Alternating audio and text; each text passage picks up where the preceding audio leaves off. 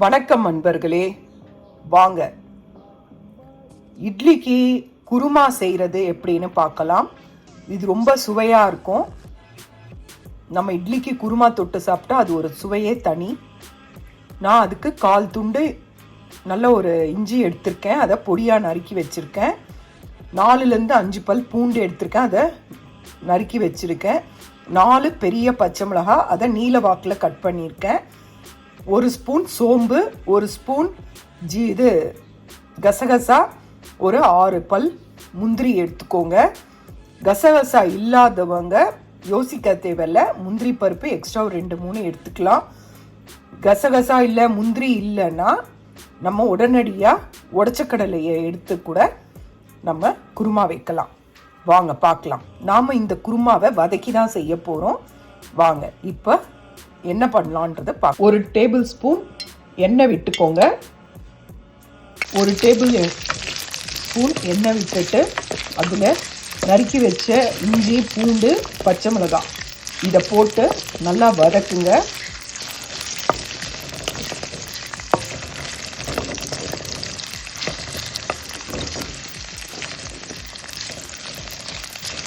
இது நல்லா வதங்கட்டும்.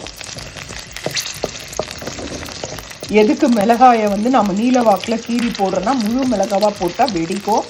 அதுக்காக தான் நாம் மிளகாவை நீல வாக்கில் நடுவில் ஒரு கீறி இதில் வதக்குறோம். இப்போ இதில் நாம் சோம்பு போட்டுக்கலாம். சோம்பு ரொம்ப நிறம் மாறிடக்கூடாது, அதனால் தான் நாம் இப்போ சோம்பு போடுறோம். இது கூட இப்போ நாம் வெங்காயத்தை சேர்த்துக்கலாம். ஒரு பெரிய சைஸு வெங்காயத்தை நறுக்கி வச்சுக்கோங்க. இதை நாம் இப்போ அதனோட சேர்த்துடலாம். இப்போ வெங்காயத்தை நாம் இதில் சேர்த்தாச்சு. இது நல்லா வதங்கட்டும். இது கலர் சேஞ்ச் ஆகக்கூடாது, ரொம்ப பொன்னிறமாக மாறிடக்கூடாது. ஓரளவுக்கு வதங்கணும். ஒரு 5 நிமிஷம் வதங்கட்டும். அதுக்கடுத்து காட்டுறேன். 4 தக்காளி எடுத்துருக்கேங்க. இந்த 4 தக்காளியை நான் மிக்சியில் போட்டு அதை அரைச்சி எடுத்துக்கிட்டேன். உங்களுக்கு எங்கள் வீட்டில் தக்காளி தெரிஞ்சால் எடுத்து போட்டுருவாங்க, அதனால் நான் இந்த மாதிரி பண்ணியிருக்கேன். நீங்கள் இதை 4 தக்காளி எடுத்து அதை நறுக்கியும் யூஸ் பண்ணலாம். நல்லா நறுக்கி வச்சுக்கோங்க. வாங்க பார்க்கலாம். இப்போ நான் எடுத்து வச்சுருக்க முந்திரி, கசகசாவை நான் இதில் போட்டுட்டேன். இதை நல்லா வதக்கி கொடுங்க. இப்போ இதில் பாருங்கள், நல்லா வதங்கிடுச்சு. இந்த அளவுக்கு வதங்கினா போதும். இப்போ இதில் 3/4 கப் அளவு தேங்காய் போட்டுருங்க. தேங்காய் போடும்போது அடுப்பு ஆனில் இருக்கணும்னு அவசியம் இல்லை. தேங்காய் அந்த சூடுலேயே தேங்காயோட ஈரப்பதம் போயிடும். அதனால் இது நல்லா வதங்கிடுச்சு. இந்த ஸ்டேஜில் 3/4 பதத்துக்கு 3/4 கப்பு தேங்காய் போட்டுக்கலாம்.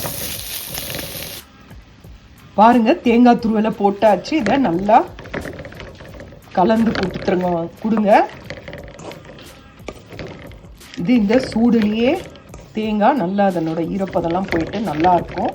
நீங்கள் எப்போவுமே தேங்காவை கொஞ்சம் லைட்டாக மைக்ரோவேவ் மாதிரி ஹீட் பண்ணி அரைச்சிங்கன்னா நல்லா பேஸ்ட் மாதிரி நல்லா வரும். இல்லைன்னா கொஞ்சம் திரியாக இருக்கும். அதே மாதிரி அடுப்பில் போடும்போது, தேங்காய் போடும்போது அடுப்பை நிறுத்திடுங்க.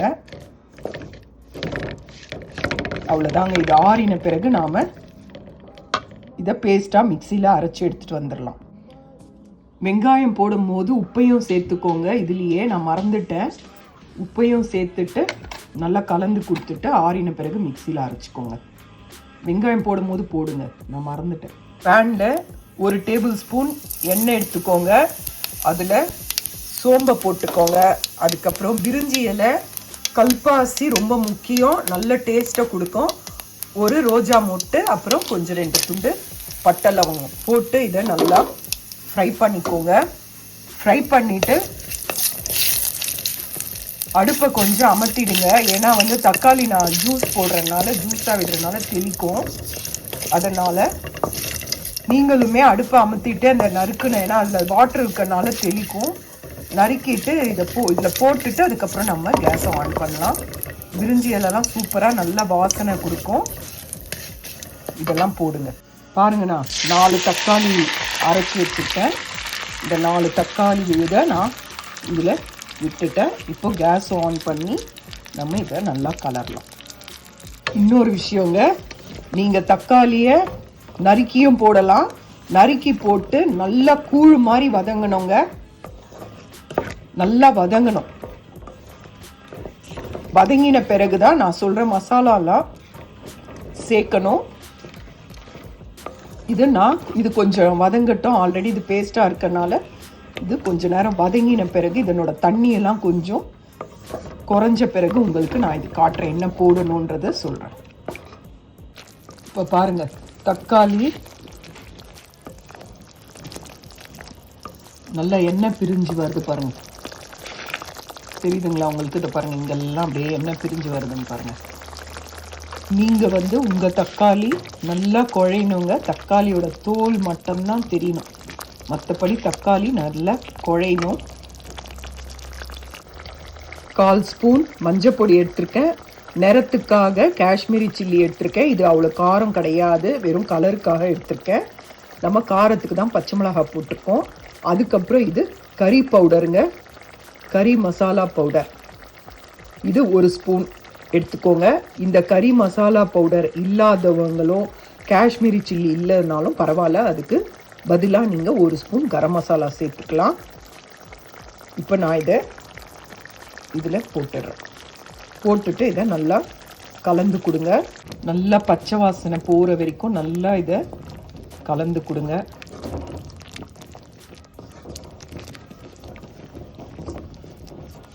நல்ல வாசமாக இருக்குது. நீங்கள் கரம் மசாலா கூட யூஸ் பண்ணலாம்.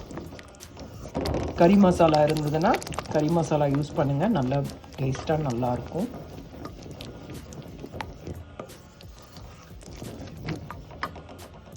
நான் இந்த கறி பவுடர், மெட்ராஸ் கறி பவுடர் தான் நான் யூஸ் பண்ணுறேன்.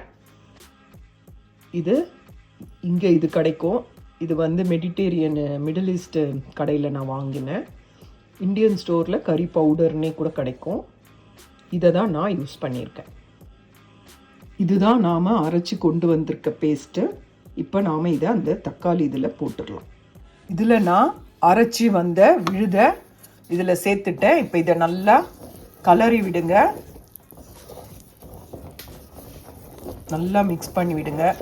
நல்லா மிக்ஸ் பண்ணதும் இதில் ஒரு 4 டம்ளர்லேருந்து 4 டம்ளர் தண்ணி விடலாம். குருமா பக்குவத்தில் இருக்கணும், அந்த அளவுக்கு தண்ணி விடுங்க. இது நல்லா கொதிக்கணும். நல்லா கலந்து கொடுங்க. உப்பு பார்த்துக்கோங்க. உப்பு டேஸ்ட் பார்த்துட்டு அதுக்கப்புறம் தேவைன்னா நாம் இதில் ஆட் பண்ணிக்கலாம்.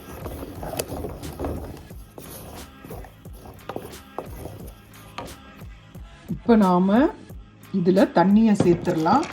நான் மிக்சியில் தண்ணி அரைச்ச இதில் தண்ணி விட்டு அந்த தண்ணியை தான் இதில் சேர்த்துருக்கேன். இதை நல்லா கலரி கொடுங்க. இந்த குருமாவோட எப்படி இருக்கணுமோ அந்த கன்சிஸ்டன்சிக்கு ஏற்ற மாதிரி நீங்கள் இதுக்கு தண்ணி விட்டுருங்க. இது கொஞ்சம் திக்காக தான் இருக்குது. நாம் இன்னும் கொஞ்சம் தண்ணி இதில் விடலாம். நீங்களும் உங்கள் தேவைக்கு ஏற்ற மாதிரி தண்ணி விடுங்க. உப்பு காரத்தெல்லாம் டேஸ்ட்டு பார்த்துக்கோங்க. டேஸ்ட்டு பார்த்துட்டு இது நல்ல ஒரு கொதி வரட்டும். கொதி வந்தோடனே உங்களுக்கு நான் காட்டுறேன். எண்ணெய் பிரிகிற அளவுக்கு கொதிக்கணுங்க. கொதி வந்தோடனே பிறகு காட்டுறேன். நீங்கள் தேவையான அளவு தண்ணி விட்டுக்கோங்க. இந்த அளவுக்கு தாங்க இருக்கணும். இந்த அளவுக்கு தண்ணி இருக்கணும். நீங்கள் அந்த உப்பு காரம்லாம் பார்த்துக்கோங்க. அதோடு அதை மீடியம் ஃப்ளேமில் வச்சு கொதிக்க விடுங்க. நல்லா கொதித்து எண்ணெய் மேலே வரும். நல்லா கொதித்து எண்ணெய் பிரிஞ்சு வரும். அந்த ஸ்டேஜில் உங்களுக்கு நான் காட்டுறேன். இப்போ பாருங்கள், நல்லா கொதித்து அந்த நுரை அப்படியே மேலே அப்படியே வருது பாருங்கள். இந்த ஸ்டேஜில் நாம் அடுப்பை ஆஃப் பண்ணிவிட்டு கொத்தமல்லி தழையை தூவி இறக்கிடலாம். கொத்தமல்லி தழையை தூவியாச்சு. இப்போ நாம் இட்லிக்கு சூடாக இதை பரிமாறலாம். வாங்க. இட்லி குருமா ரெடி.